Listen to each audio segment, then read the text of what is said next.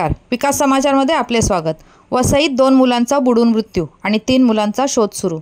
वसई येथील फादरवाडी विद्याविकासिनी शाळेच्या मागे खड्ड्यात साचलेल्या पाण्यात पोहण्यासाठी गेलेल्या 2 मुलांचा बुडून मृत्यू झाला आहे।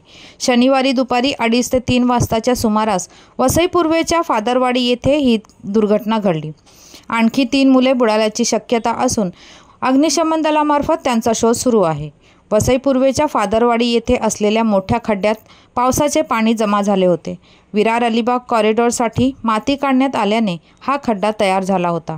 शनिवारी दुपारी परिसरातील काही मुले या पाण्यात पोहण्यासाठी गेले होते, मात्र त्यातील काही मुले बुडाल्याची माहिती स्थानिकांना मिळाली। स्थानिकांनी 11 वर्षीय अमित सूर्यवंशी आणि 13 वर्षीय अभिषेक शर्मा या दोघांचे मृतदेह बाहेर काढले। आणखी 3 मुले बुडाली असल्याची शक्यता स्थानिकांनी वर्तवली। वसई विरार अग्निशमन दलामार्फत अन्य मुलांचा शोध सुरू आहे। स्थानिकांनी आणखी 3 मुले बुडाल्याची शक्यता वर्तवली असल्याने शोध सुरू असल्याची माहिती अग्निशमन विभाग प्रमुख दिलीप पालवे यांनी दिली। कदाचित अन्य मुले पळून गेली असण्याची ही शक्यता व्यक्त करण्यात येत आहे।